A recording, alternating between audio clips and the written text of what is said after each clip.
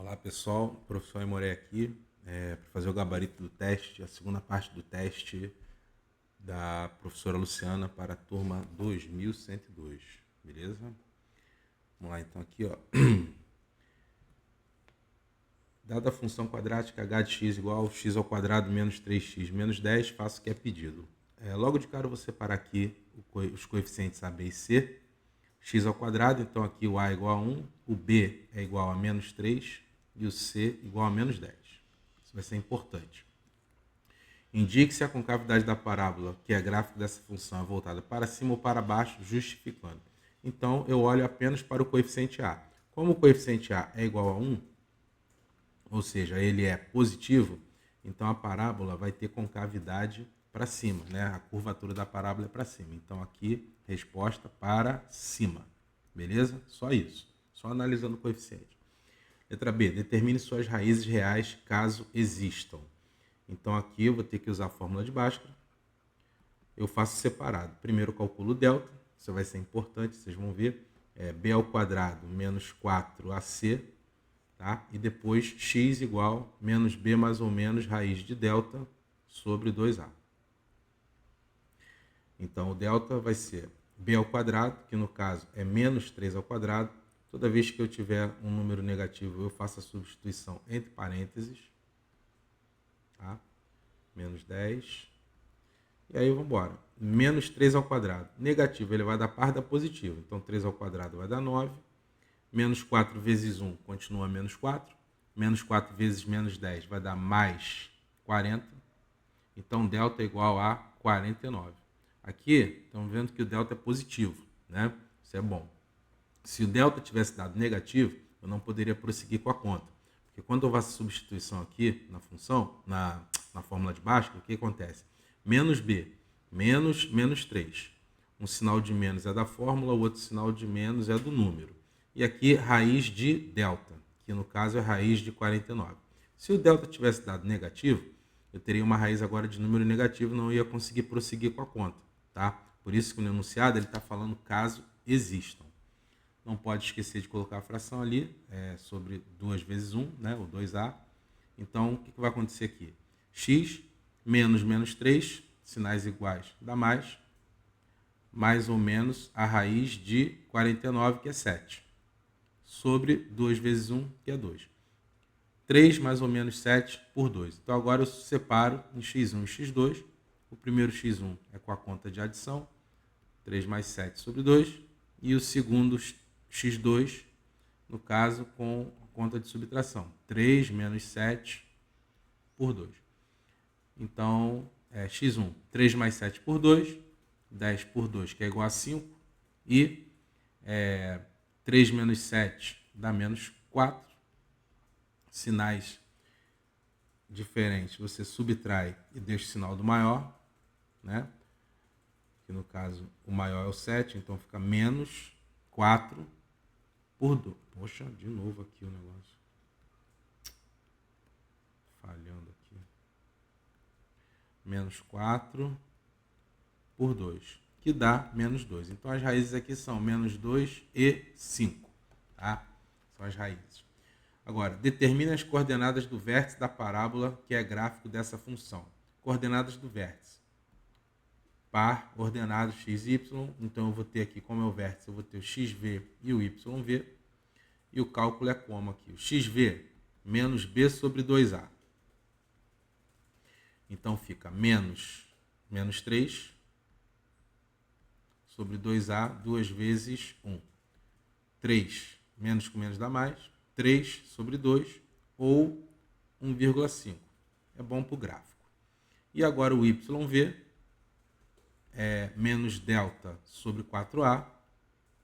Eu vou ter menos 49 sobre 4A, 4 vezes 1. Fica menos 49 por 4. Isso aqui vai dar, fazendo a continha para o gráfico, menos 12 e 25. Tá? Muito bem. Agora a letra D, determine o ponto de interseção do gráfico dessa função com o eixo Y. O ponto de interseção do gráfico com o eixo Y vai ser o ponto 0, E aí eu venho aqui na fórmula da função e procuro o coeficiente c, que é menos 10.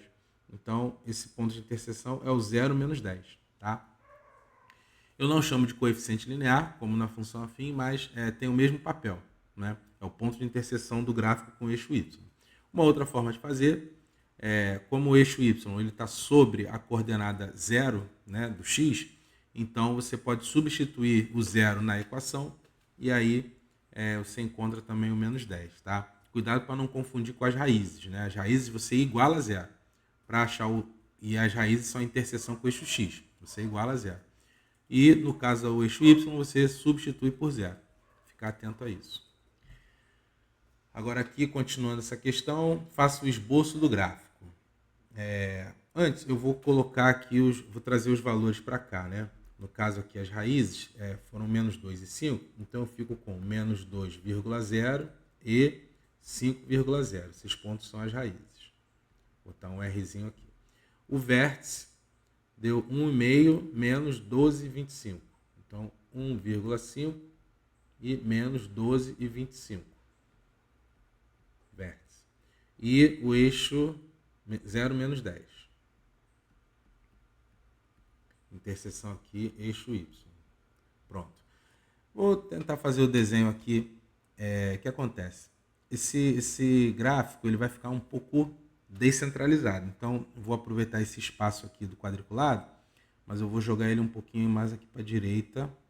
Vou fazer aqui o eixo y vertical, né? Não ficou tão retinho. E o eixo x eu vou jogar ele um pouco mais para a esquerda, porque eu tenho muitos valores negativos aqui e vou jogar ele mais para cima. Eu tenho muitos valores negativos para o vertical também, para o y. Então eu vou pegar aqui mais ou menos. Acho que aqui vai estar bom. Então aqui x. Beleza, então vamos lá. Marcar os pontos. Menos 2, 0. Então vem aqui para a esquerda. O cruzamento aqui é o 0, né? Menos 1, menos 2, está aqui. Então esse primeiro pontinho aqui é a raiz. Eu tenho 5, 0. Ih, caramba, é 5. Deixa eu ajeitar aqui, ficou muito... Não tinha prestado atenção nesse 5. Tem que refazer tudo. Ai, ai. Puxar mais para cá. Aqui. Já tinha ficado torto mesmo, então agora vai ficar menos torto. E aqui assim, mais ou menos. Não tem nem valor positivo aqui, ó. Então aqui assim. Pronto. Voltando aqui o menos 2, cruzamento é 0. Então aqui para a esquerda menos 1, menos 2. Então aqui tem o primeiro pontinho. O segundo pontinho é 5, 0. Então vem aqui, ó, 1, 2, 3, 4, 5. Marca aqui o 5. Beleza. Qual o próximo ponto aqui? O vértice. 1,5. É isso aí. 1,5 e menos 12,5. Então aqui 1,5 está entre o 1 e o 2, né? Então está aqui o número 1, o número 2. Então 1,5 está mais ou menos por aqui. 1,5. E menos 12,25. Esse aqui vai ser com uma marcação assim meio arredondada, né? Menos 1, menos 2, 3, 4, 5, 6, 7, 8, 9, 10, 11, 12, 13, o menos 12, 25, aqui quase no menos 12, né? Mais ou menos aqui. Agora, pegando aqui os pontos.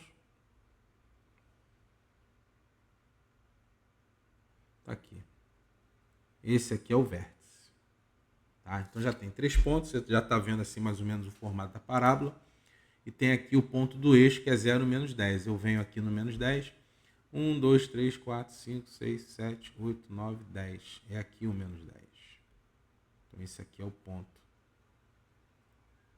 Agora, o ideal é sempre ter muitos pontos para desenhar a parábola, né? 5 a 7. O que acontece? Como eu peguei aqui esse ponto do eixo y, né, que aqui deu menos 10, 0, e o vértice ele funciona como um eixo de simetria, a parábola ela fica refletida, né, do lado esquerdo para o lado direito. Então, como eu tenho esse pontinho aqui, menos 10 do lado esquerdo, eu posso guardar essa mesma distância para o lado direito, que eu vou ter o ponto aqui direitinho. E que ponto seria esse? É o ponto, metade do quadradinho mais o quadradinho inteiro. Então, eu vou fazer a mesma coisa pela direita. Metade do quadradinho mais o quadradinho inteiro. É bem aqui, batendo aqui no 3. Então, eu já tenho mais um ponto. No momento aqui, eu tenho 5 pontos da parábola. Se você quiser mais um pontinho, é só escolher. Por exemplo, eu posso escolher aqui o número 4. E aí, o que eu faço? Eu substituo na função o valor 4. Então, eu venho aqui, calculo o H4. Fica 4 ao quadrado, menos 3 vezes 4, menos 10. Se tiver necessidade, né, se de repente a Luciana falar, 5 pontos está bom, eu vou fazer 7, para ficar melhor ainda. Então, aqui 4 ao quadrado, 16, menos 12, menos 10. 16 menos 12 dá 4, 4 menos 10, menos 6. Então, no ponto x igual na coordenada x igual a 4, eu vou ter aqui na coordenada y menos 6. Então, vem aqui, menos 1, 2, 3, 4, 5, 6. Menos 6 é aqui. Então, aqui na altura do 4, pronto. É esse pontinho aqui. E aí, eu posso usar a ideia da simetria. Mas aí, o que acontece? A raiz é 5. Eu peguei o número 4. Uma unidade à esquerda. Eu venho aqui na outra raiz, que é menos 2, pego uma unidade à direita, que no caso é o menos 1. Tá? A ideia da simetria. Então, eu venho aqui já no valor menos 6 e marco o ponto.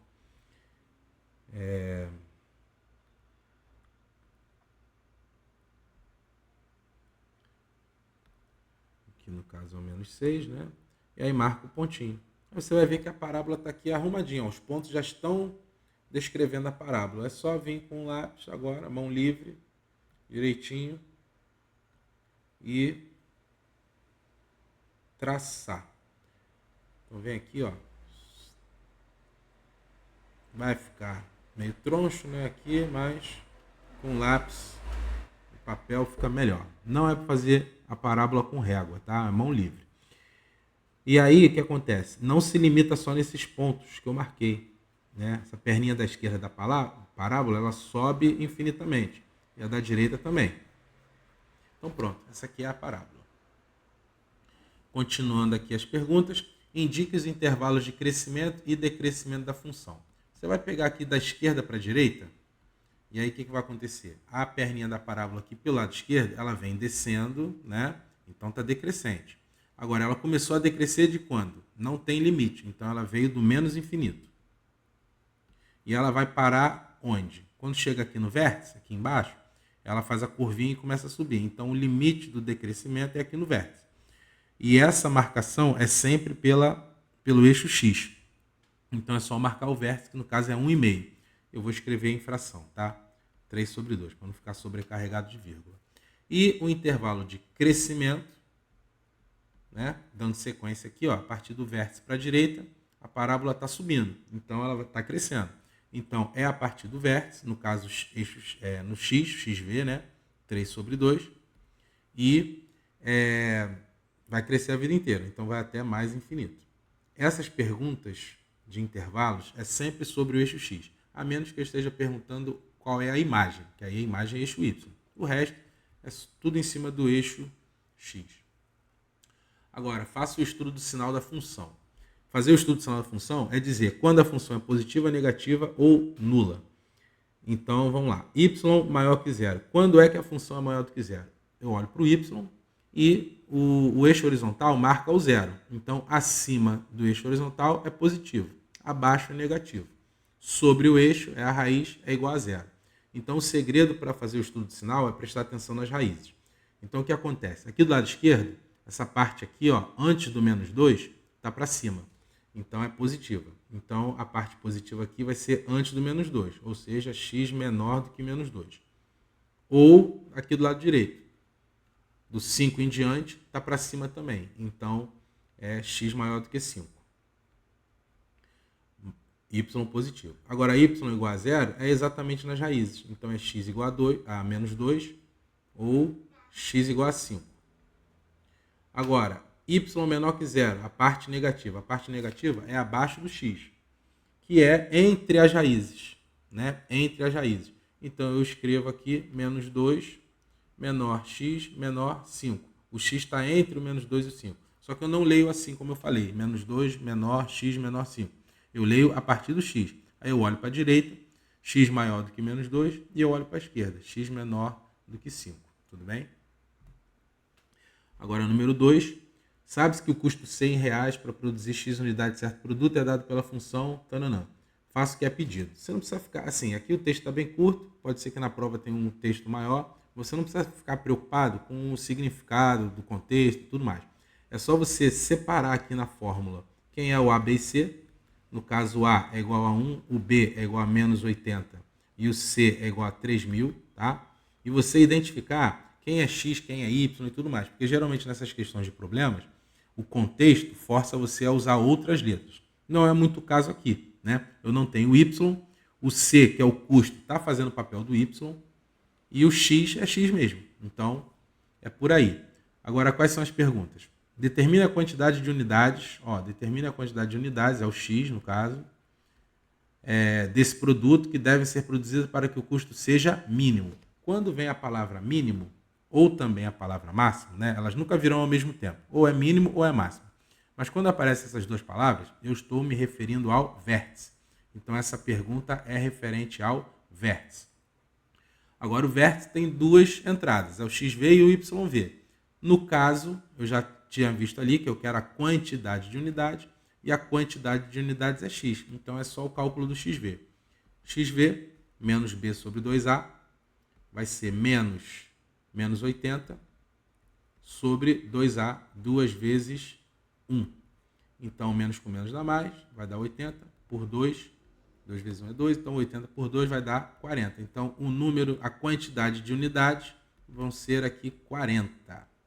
Beleza? Pronto. Agora, na letra B, calcule o valor mínimo do custo de produção desse produto.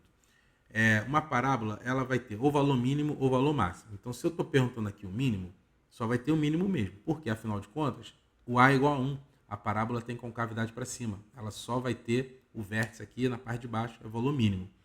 Essa função não tem valor máximo, porque as perninhas da parábola vão subindo a vida inteira, então não tem máximo. Calcule o valor mínimo de custo de produção desse produto. Agora, então, naturalmente, é o YV, que é menos delta sobre 4A. No exercício anterior, já fizemos essa conta. Porém, lá, eu já tinha calculado o delta, né, antes. Aqui, eu não tenho o delta calculado. Para evitar eu calcular o delta para depois calcular o y, sabendo que eu já sei o valor do x, o que eu posso fazer? O x é aquilo. Você substitui o x na função, você encontra o y. Se eu substituo o xv na função, eu encontro o yv. Então, basta eu substituir o 40 na função, que eu já vou estar fazendo esse cálculo em substituição dessa fórmula do yv, e eu acho que vai ser mais prático. Então, aqui, C40 vai ser 40 ao quadrado, menos 80 vezes 40, mais 3.000. E aí, só fazer as continhas. 40 ao quadrado, 1.600. 80 vezes 40, 3.200, mais 300. Vários números positivos, vários números negativos, junta tudo pelos sinais. 1.600 mais 3.000, 4.600. Menos 3.200 vai dar, agora a subtração, 4.600 menos 3.200 vai dar 1.400. Então, pronto, C40 é 1.400. Então, o valor mínimo da produção é de R$ 1.400. Beleza? Fechou. Aí pronto, aqui fechou o teste, né? Esse teste foi mais curto, foi só a segunda parte. A parte da função afim você já deve ter feito antes. Então é isso. Qualquer dúvida, você pode perguntar diretamente para a professora, ou se quiser aqui mandar mensagem pelo YouTube mesmo, você pode mandar. Aproveita que já está no canal, dá uma olhadinha, porque eu tenho vídeos aqui de função afim. Aí eu tenho vários exemplos diferentes, várias situações diferentes da teoria de função afim. Mesma coisa da função quadrática. Já tem live que eu fiz anteontem de revisão para a prova. Então aí no canal você tem uma série de materiais para dar uma aprofundada. Mas evita fazer isso na véspera da prova, porque pode ser que não dê tempo de você aprender tudo e solidificar tudo na mente. Um grande abraço, pessoal. Tchau, valeu.